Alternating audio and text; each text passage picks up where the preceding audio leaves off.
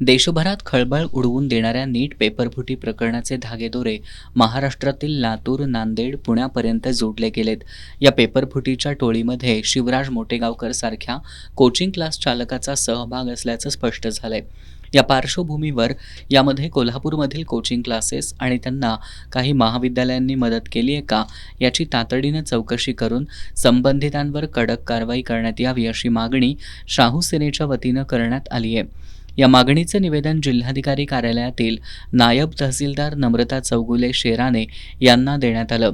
कोल्हापुरात मोटेगावकर क्लासेससह इतर अनेक कोचिंग अकॅडमी कार्यरत आहेत.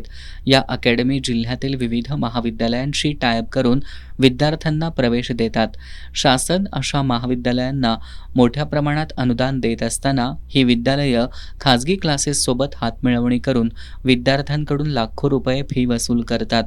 या प्रकारामुळे गरीब आणि सर्वसामान्य घरातील विद्यार्थ्यांना महाविद्यालयात बसता येत नाही. दुसरीकडे शासनाची 75% उपस्थितीची अट डावलून अनुदानाचा गैरवापर केला जातो. विद्यार्थ्यांच्या भविष्याशी खेळ करण्याचा हा प्रकार असून याची चौकशी करावी अशी मागणी निवेदनात करण्यात आली आहे. निवेदनातील मागण्यांची दखल घेतली नाही तर जिल्ह्यातील सर्व संबंधित कोचिंग क्लासेसला टाळं ठोकण्यात येईल असा इशारा शाहू सेनेच्या वतीनं देण्यात आलाय.